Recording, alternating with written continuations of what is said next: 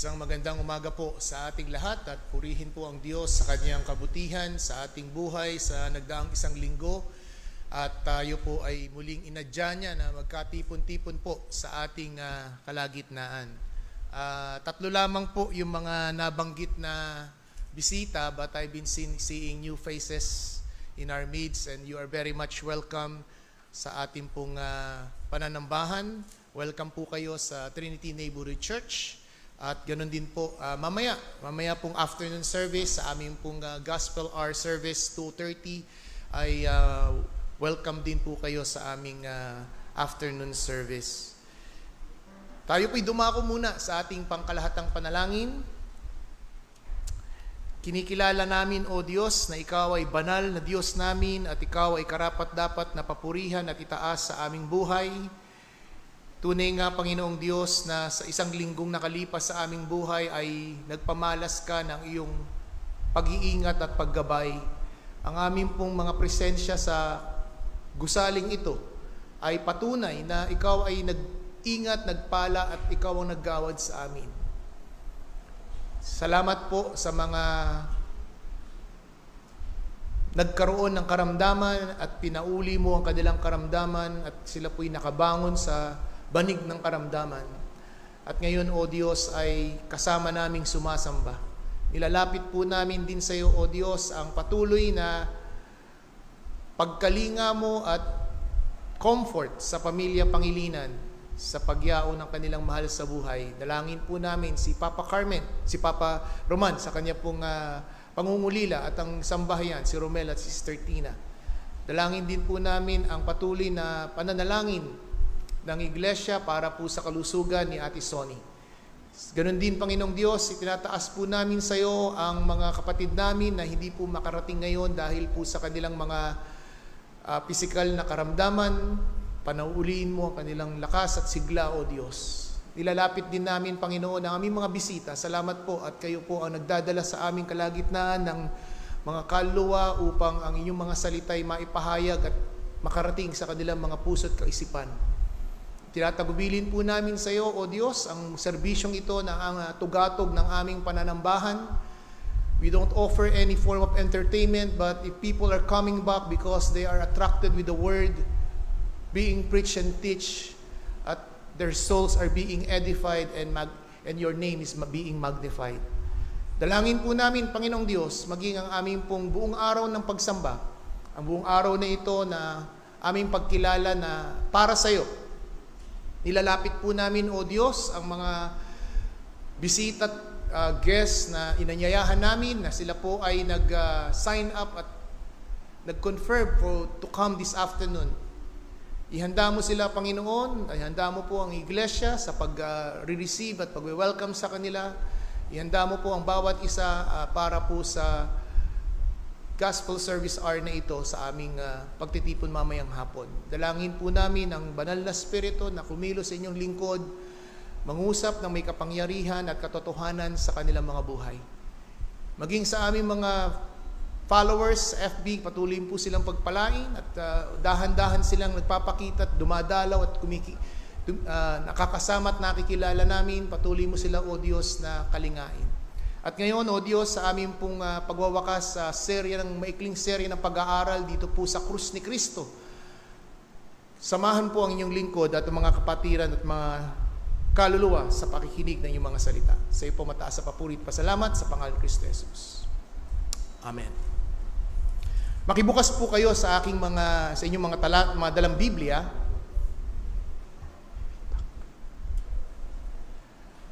Sa 1 Corinthians chapter 1, tayo po ngayon ay nasa verse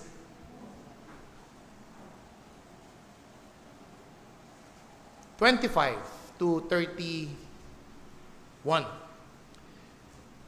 For the foolishness of God is wiser than man, and the weakness of God is stronger than man. For consider your calling, brothers. Not many of you were wise according to the worldly standard. Not many were powerful. Not many were of noble birth. But God chose what is foolish in this world to shame the wise. God chose what is weak in the world to shame the strong. God chose what is low and despised in the world, even things that are not, to bring to nothing things they are, so that no human being might boast in the presence of God.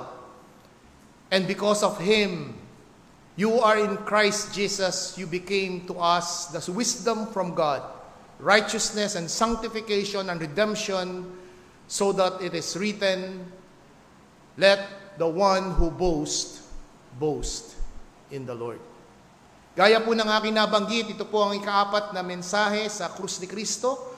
Ito po'y simulan ko last month pa po, o yung first Sunday po mismo ng May 26, the morning service in our anniversary service. And then it was followed out in first Sunday of June. Nagkaroon po tayo ng break for 2 Sundays. June 9 ay nangaral si Deacon Ray for John chapter 6. June 16 is our Father's Day celebration. Last Sunday po ay nangaral ako patungkol sa paksa ng kaibahan ng wisdom ng Diyos sa wisdom ng mundo. And today ay ating kung wawakasan ang maikling serye na ito ng krus ni Kristo. At aking pong pinamagatang God who choose. Dalawang bagay lang po ang nais kong pakita sa atin sa pag-aaral natin sa talatang ito. First is, who makes the choosing? Sino ba ang pumipili?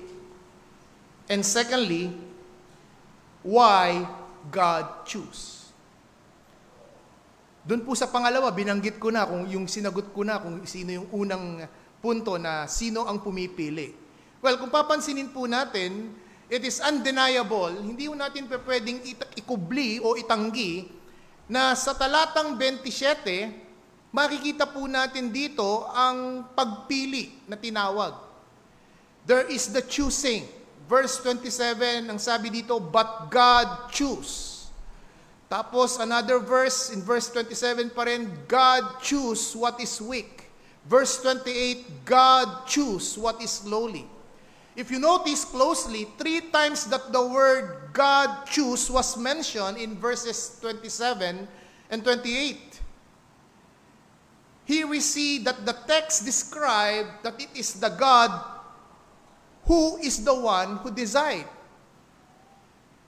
Choose is an art of picking or selecting. The one who selects has the sole prerogative. The selector is the one who is active, and the one who is being selected is passive. Napakahalaga pong maunawaan natin ito. Sapagkat ginagawa po natin ito sa araw-araw at ordinaryo ng ating buhay. Pag tayo po ay namamalengke, whether sa wet market o dry market, we choose. Di ho ba? Ini-examine mo yung isdang binibili mo, kung firm siya o malambot. Tinitingnan mo kung hasang, kung reddish ba siya, yung mata niya ba ay malinaw o mapula-pula na.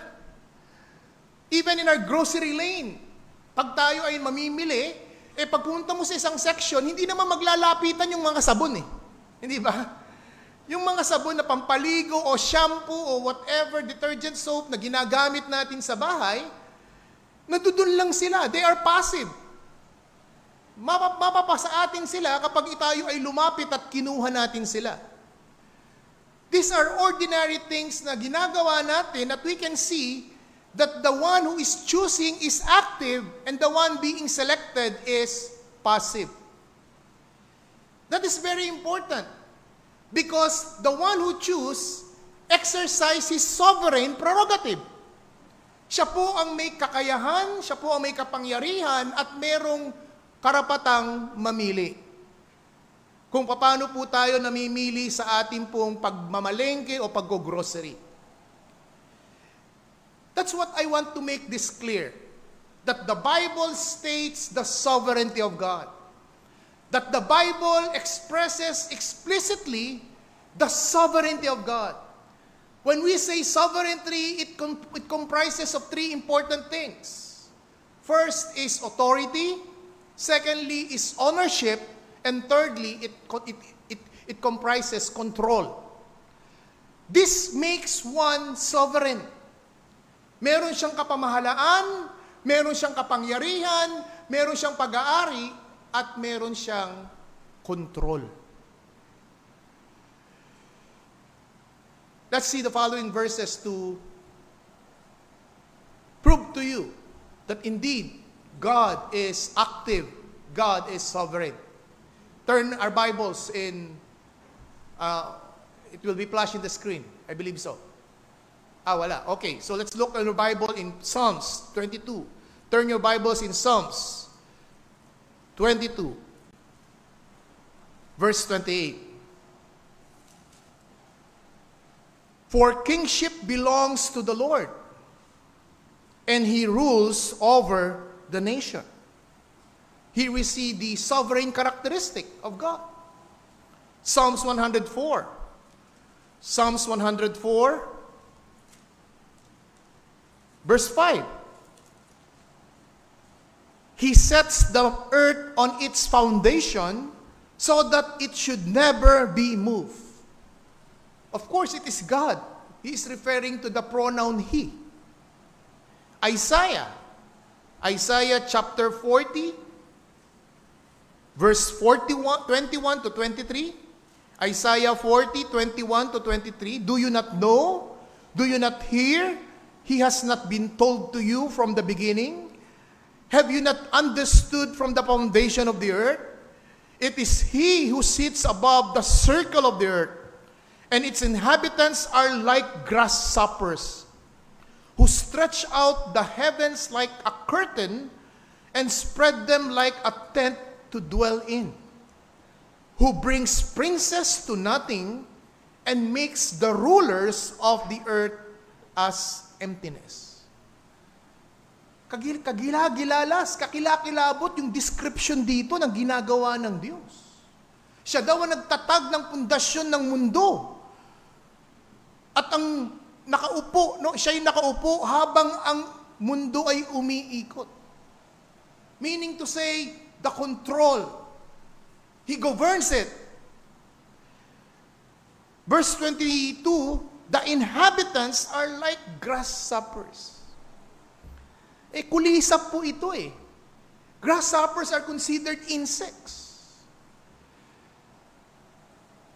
So sino ang tao para magmalaki sa Diyos? Sino ka para questionin mo ang Diyos? May mga nangyayari sa buhay natin na minsan ay nagagalit tayo sa Diyos.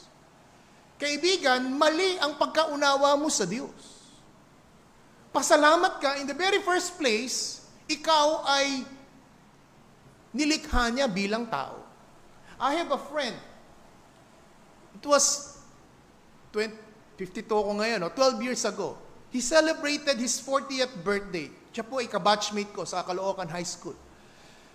I was there.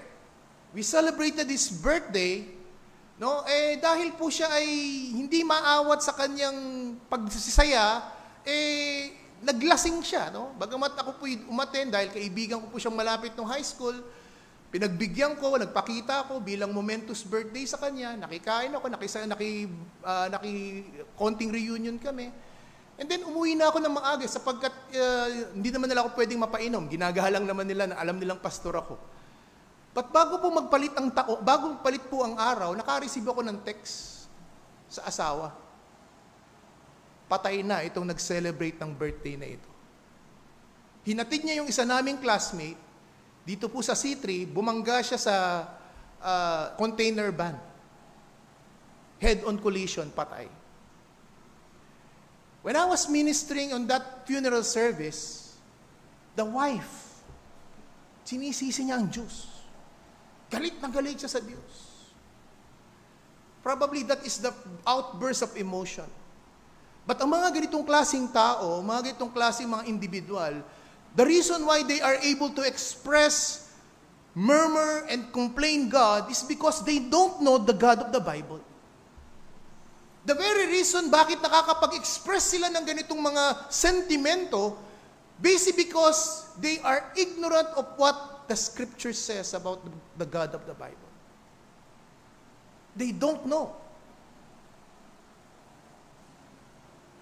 Kung kaibigan, nasa ganun kang kategorya, na sa tuwing may mga pangit na nangyayari sa buhay mo, ay lagi mo na lang tinatanong ang Diyos, at nagmamaktol ka sa Diyos, at nagtatanong ka sa Diyos, sasabihin ko sa iyo, kaibigan, pasalamat ka, ginawa ka ng Diyos na tao.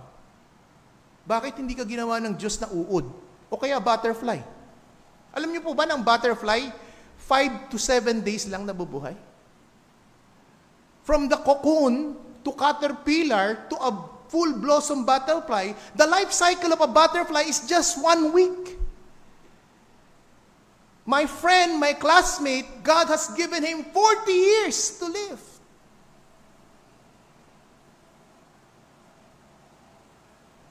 There are a lot of people question God, how God runs our ways. But we really don't know. We don't know God. You don't know God.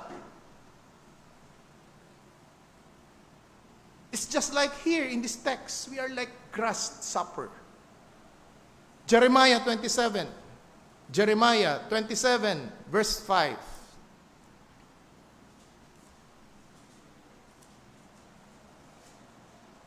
It is I who by great power and outstretched arm have made earth and the men and animals on the earth, and I give what whomever seems right to me. Take note of the verse. Who can question God? Siya ang nagpapasya. Siya ang nagbibigay ng buhay. Siya ang nagbabawi. Let's go in the New Testament. Acts chapter 17. Acts chapter 17. Acts 17 verse 24.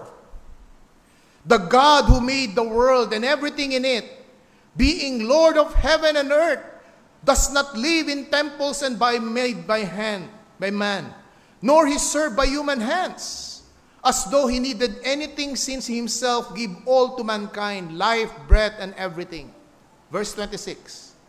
And he made from one man every nation, a mankind to live, and all the face of the earth, having determined allotted periods and the boundaries of their dwelling place, that they should seek God and perhaps feeling their way toward Him and find Him.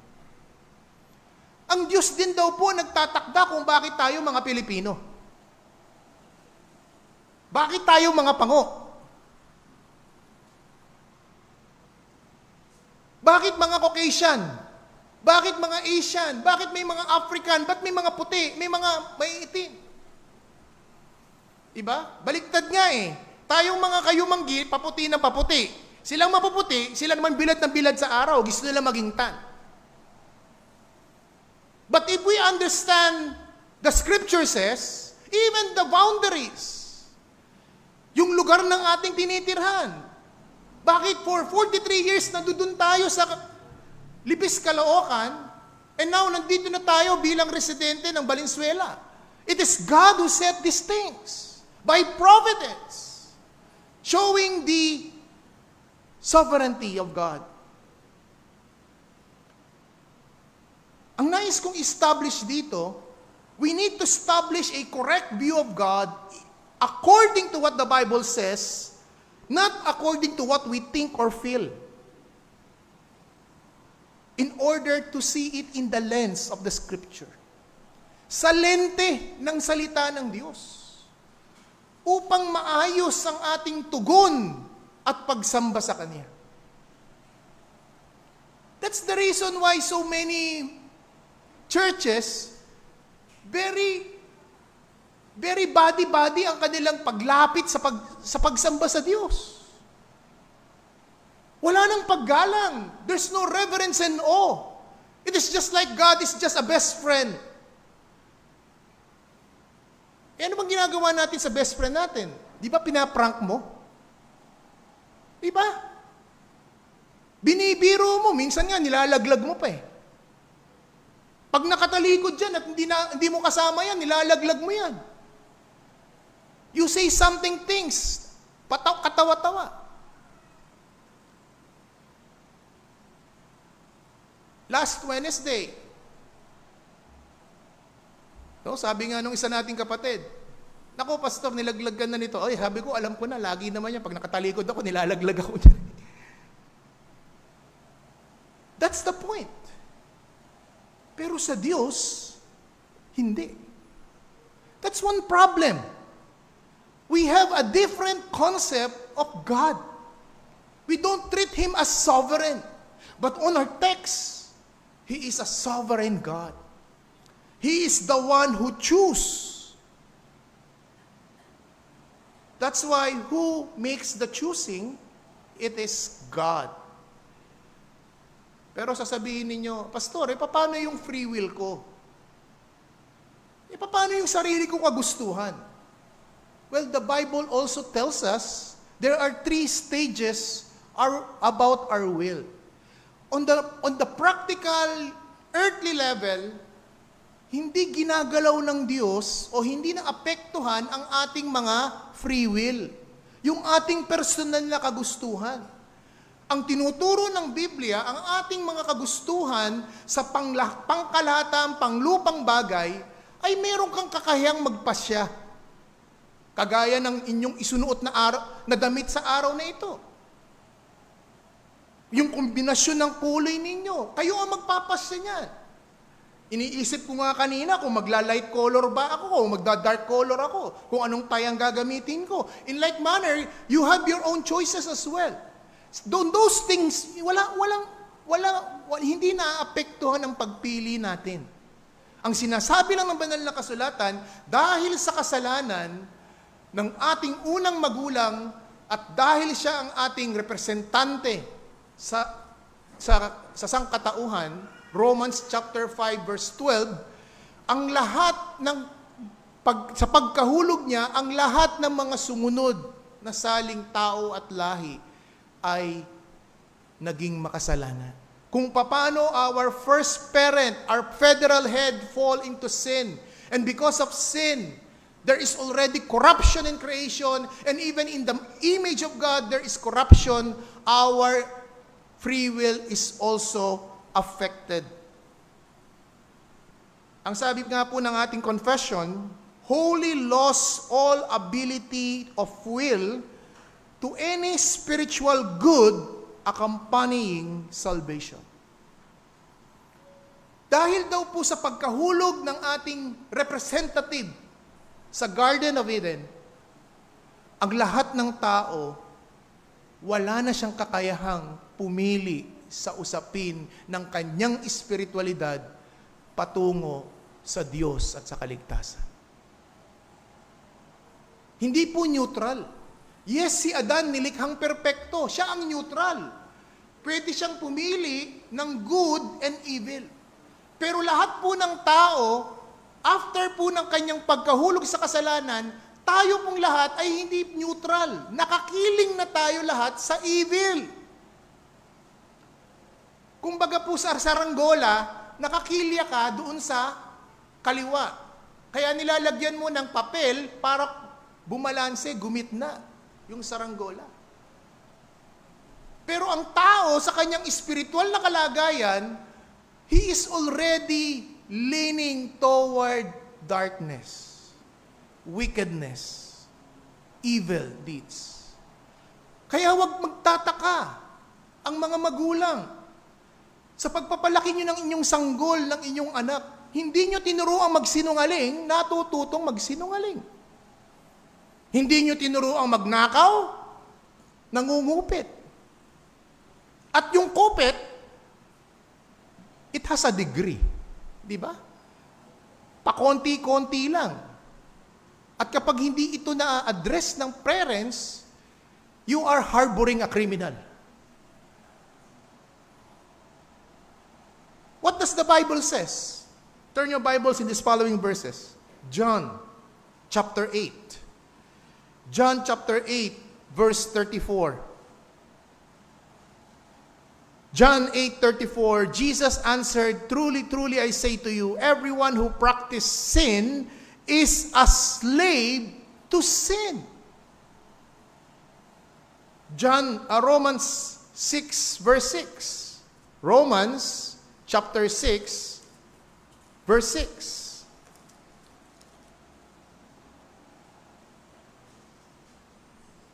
We know that our old self was crucified with Him in order that our body of sin might be brought to nothing, so that we could no longer be enslaved to sin. In chapter 6 pa rin, verse 17, same chapter, verse 17, but thanks be to God that you were once slave of sin, has become obedient from the heart of the standard of teaching to which you were committed. Pero ano yung dating kalagayan ng hindi mananampalataya? Ano ang kanilang kalagayan dati nung hindi pa sila mananampalataya? They were slave to sin. Ephesians 2:10 or Ephesians Ephesians chapter 2 verse 1.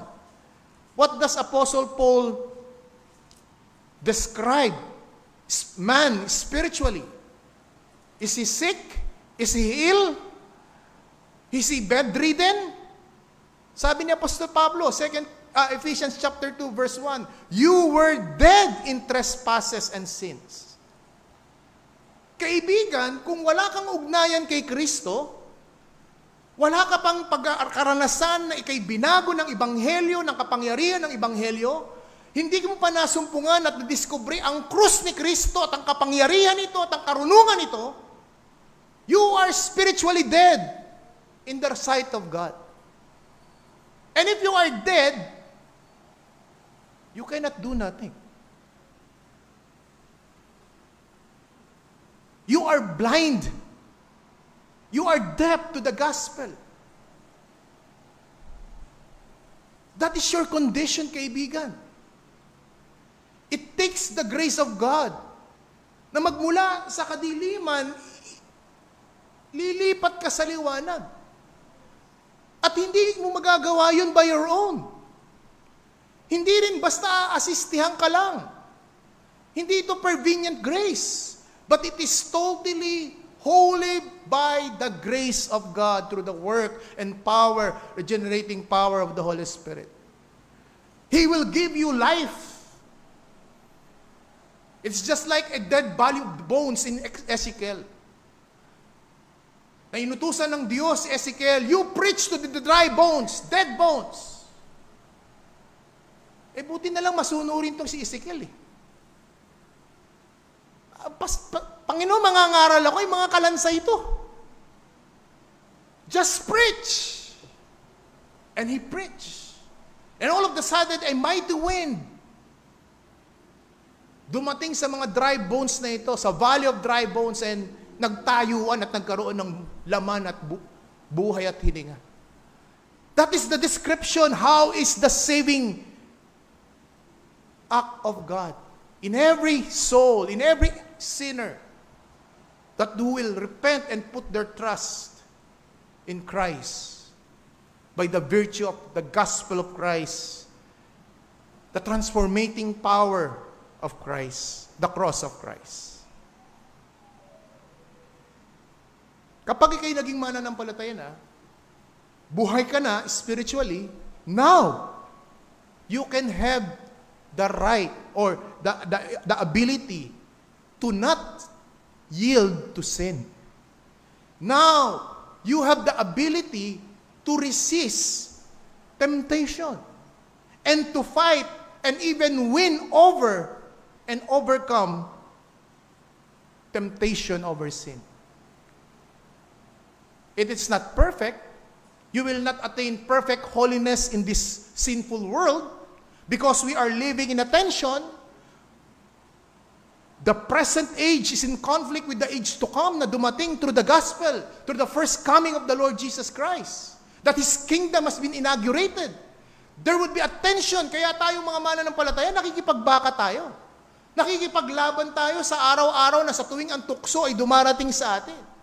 We resist it by the grace of God, but there are times we yield to it.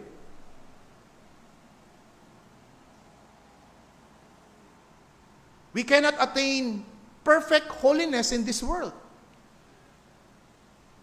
Perfection is not attainable in this world, but it must be pursuable. That is the mindset of a Christian, of a believer. We are pursuing godliness. We are pursuing holiness. And that is the sanctification process. Kaya nga kapatid, kung ikay nagsasabing mananampalataya, sukatin mo ang iyong pananampalataya. Sukatin mo ang level ng iyong kabanalan. If you've been saying, I've been Christian for 20 years, sukatin mo. Ano-ano ang mga bagay na napagtagumpayan mong dating kasalanan na alipin ka, ngayon, pag binalikan mo ay you could stand. There's no more amor. Nakita ko si Kuya Manny, naalala ko yung manok. Dati alipin siya. Nasira ang pamilya niya. Nasira ang asawa niya. Nagalit ang mga anak niya. Bakit? Dahil mas mahal niya ang manok kaysa sa kanila. But look at the transforming power of the Lord Jesus Christ. The cross of Christ. Regaluhan mo ng manok yan, titinola niya.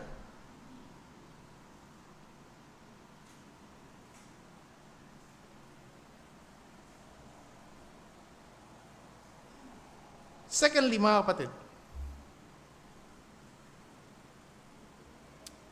why did God choose? Nakita natin, sovereign ng Diyos. Siya ang pumipili. Siya ang nagpapasya. According to His pleasure. Well, look at our text again as we go back. 1 Corinthians chapter 1. Verse 27,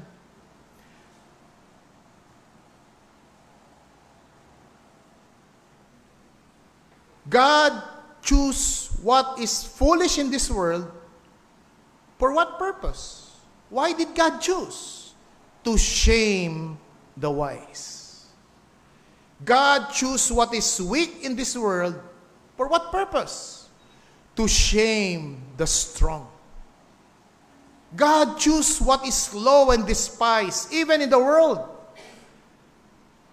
to bring nothing that are, that no human being might boast in the presence of God. Sinagot kung bakit namimili ang Diyos. In relation to the sermon last Sunday, man's wisdom versus God's wisdom.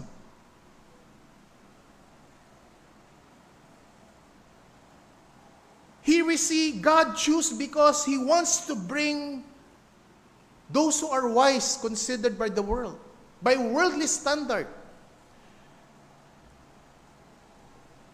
to bring down the strong in the sight of this world. Imagine nyo mga kapatid, di ba? Ang mga first world countries, with their all sophisticated weaponry and machineries and technologies, na sa loob lang ng isang push button, maglalaho ang bansang Pilipinas. Kaya nilang gawin yun. At ano sabi ni Propeta Isaiah? Itong mga bansang ito na malalakas, pag sama-samahin mo sila, sila ay parang alikabok lamang sa timbangan. Para lamang silang gapatak ng tubig sa isang timba. Drops of water in a bucket.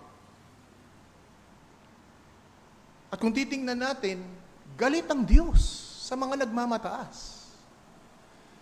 Galit ang Diyos sa mga nagmamalaki. Kung titingnan po natin sa aral ng Biblia, walang nagmalaki sa Diyos na umangat. Lahat bumagsak. Those who had committed the sin of pride and boastfulness, they all fail and fall down. Lucifer, considered the morning star of heaven, he was cast down together with his fallen angels because of pride.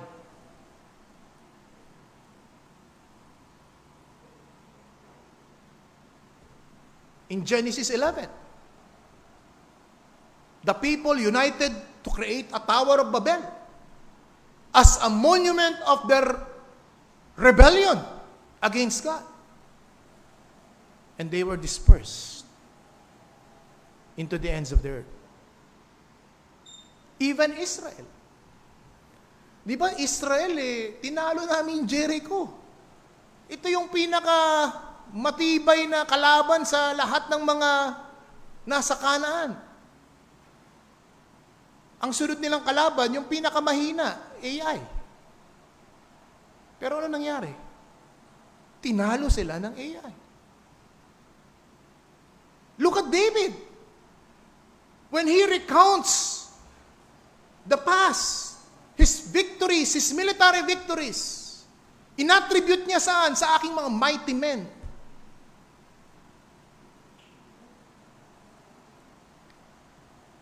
He suffered defeat.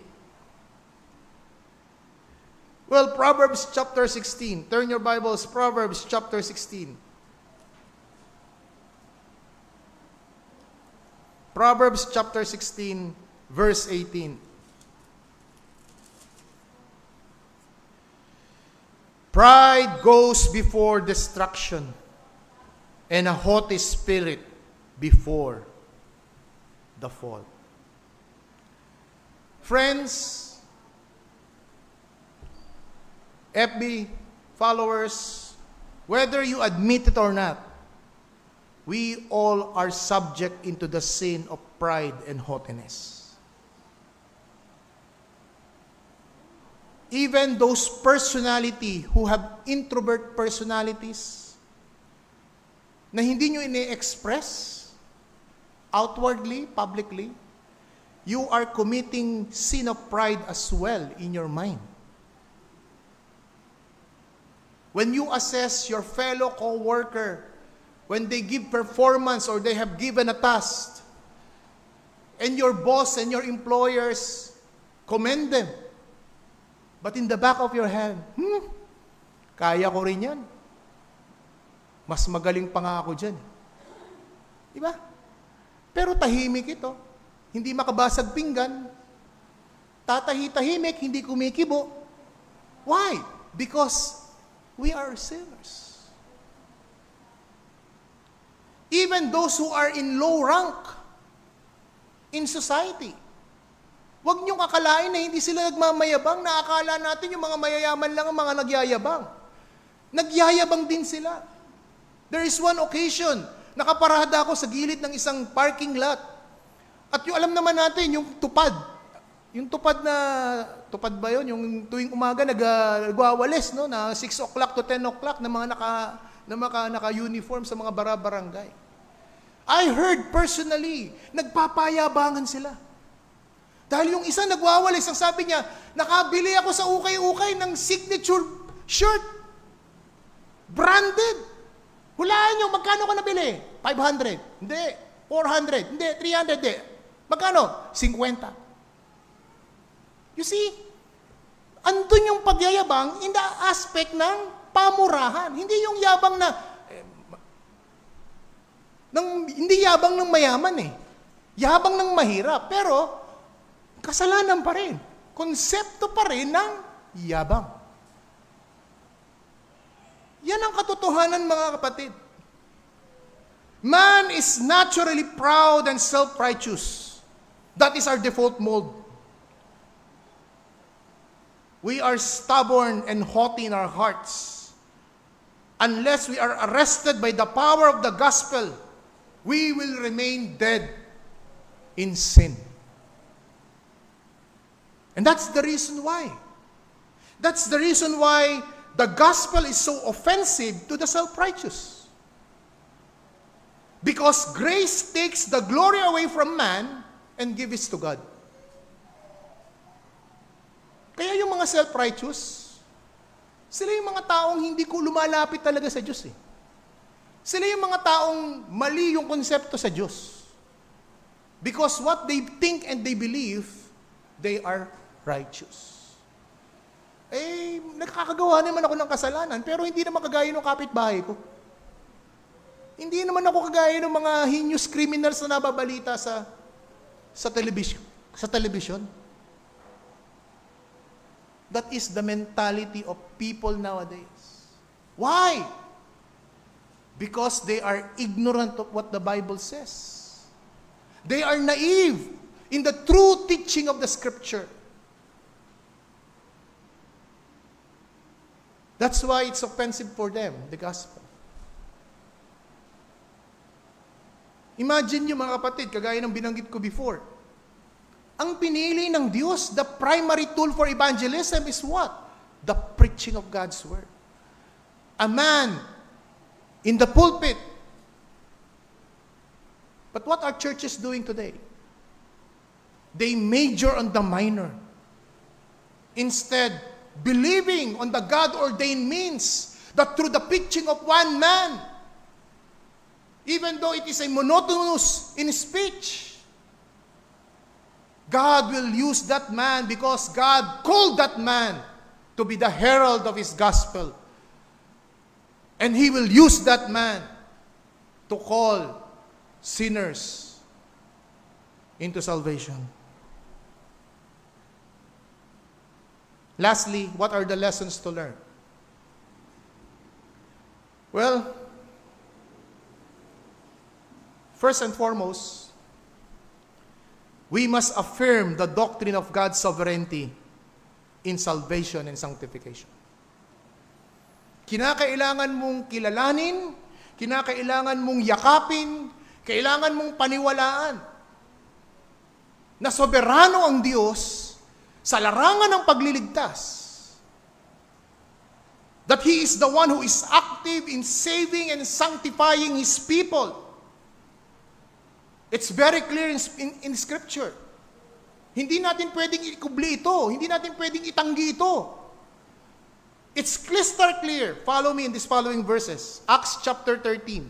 Turn your Bibles in Acts chapter 13. Acts 13, verse 28. 48. Acts 13, verse 48.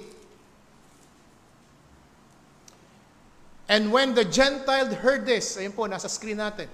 When the Gentile heard this, they began rejoicing and glorifying the word of the Lord. And as many were appointed to eternal life, believed. That's a classic text of election. They were appointed to eternal life and they believe. Ephesians chapter 1 verse 4. Even as He chose us, again the word choose, the God who chose, that's our text. He even chose us in Him before the foundation of the world, that we should be holy and blameless before Him. It's mind-boggling. Yung paghirang, yung pagpili niya sa inyo, even this particular day, June 30, 2024, tinakda ng Diyos yan. Hindi nagkamali ang Diyos na narito kayo dito sa gusaling ito. Kaya bisita kayo, kaya regular attender kayo, it is God who ordained that. 2 Thessalonians chapter 2, verse 13. But we ought always to give thanks to God for you, brothers, beloved by the Lord. Minahal ng Diyos. Because God chose you as the first fruit to be saved through sanctification by the Spirit and believe in the truth. Take note of the text. Look at the text carefully. Bakit ka nanawala sa katotohanan? Bakit ka naging banal o binabanal ng banal na Espiritu? Basahin mo pabalik yung talata. Tingnan mo. Dahil pinili ka ng Diyos. Minahal ka ng Diyos. Nauna ang pagpapasya ng Diyos. Sumunod na lang ang pagkilos ng Diyos sa iyo in time.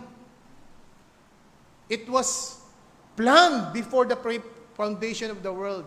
It was executed in time, in real time. And then you believe in the truth. Last verse, 2 Timothy chapter 1, verse 9. 2 Timothy chapter 1, verse 9. Who saved us and called us to be holy calling, not because of our works, but because of His own purpose and grace, which He gave us in Christ Jesus before the ages began. Take note, before the ages began. Yung isa kanina sa Ephesians 1:4, before the foundation of the world. Same language, synonymous. Hindi ka ba mamamangha sa Diyos na yan? Hindi ka ba magkakaroon ng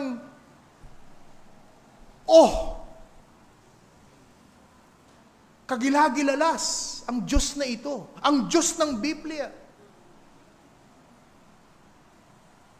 It is undeniable scriptural teaching. The doctrine of God's election prevails.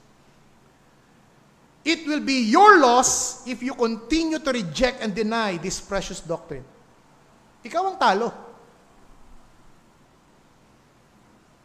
You will be in error in evangelism, error in mission work, if you don't acknowledge the sovereignty that salvation is from first, middle, and last. It is all by grace. It is all by God alone. Mamamali ka sa pagmimisyon mo, sa pag-iibanghelyo mo. Puro kang method. Walang message. Mali ang message. Second lesson. Genuine Christians must exercise spiritual discernment. Ang mga tunay na mga mananampalataya, they must exercise spiritual discernment. Stop to be a lukewarm Christian. It will damage your spiritual growth. It is also dangerous because you blend in everybody but impact nobody. Yan ang kahihinatnan if you are a lukewarm Christian. You can blend to everybody, but you have no impact to nobody. Why? Because you are lukewarm. Sad to say, there are a lot of preachers today, even pastors, compromising the truth of God. That's why genuine Christian ought to be alert and be watchful.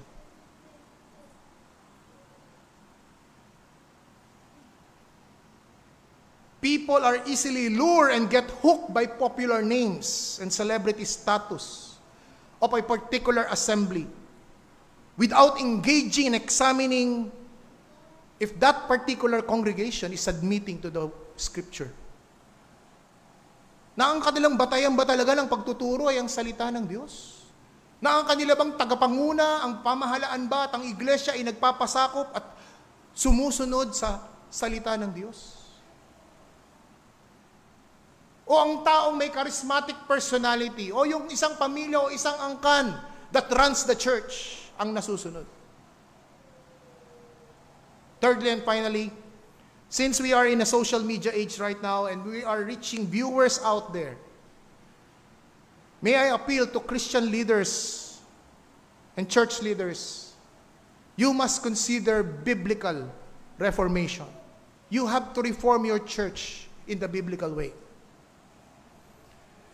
Stephen Lawson says, which I posted in my personal Facebook, Jesus and the apostles formed the sound teaching of the church. The early church conformed it, but the Roman Catholic Church deformed it, and reformers regain it and reform and bring it back to the church. But 1800s, nang mamayagpag ang Age of Enlightenment, nang mamayagpag ang worldly wisdom, muli na namang dahan-dahang nawala ang iglesia sa sound doctrine. Kakaunti, kakapiranggot na lamang ang mga naghahangad na bumalik sa turo at aral ng Biblia para sa kanilang buhay pag-iiglesia. So many churches have relaxed the ministry of preaching as the primary tool in means of evangelism. Hindi sila naniniwala that the preaching of God's Word, the honest and faithful preaching of God's Word, is the means of spiritual refreshment of the believer's soul. Evangelical churches must consider biblical reformation in the area of church leadership. The reason why there are so prevalent female ministers and unqualified ministers, because they don't submit to God's Word. They don't use the Scripture as their basis of church membership. Naging aktibo, dumalo lang na 4 na beses isang buwan. Binigyan na kagad ng katungkulan. O ikaw na ang head ng ushery. Uy, marunong ka palang tumugtog. Sumama ka sa music team. They have no sense of regenerate membership. Regenerate membership is the very sole reason kung bakit tatanggap ka ng isang miyembro. Kung siya ba'y talagang tunay na nagsisi, tumalikod sa kasalanan, at nagpamalas ng pagbabago sa kanyang buhay mula sa kadiliman tungo sa liwanag. Churches must consider biblical reformation because the gospel today is being tainted with so many issues. Gospel with health, gospel with wealth, gospel with social concern. But what does Paul says? We preach Christ crucified. Nawa, mapaalalahanan tayo sa mga katotohanan ito. Pag-isipan mo. Tingnan mo sa mga bisita namin, sa mga viewers namin. Huwag niyong lunuking lahat ng sinasabi ko. You check it in the Scripture. What I'm saying is in the Scripture. At naway makita natin ang kataasan ng Diyos at ang ating kamangmangan at kaliitan. Tayo manalangin.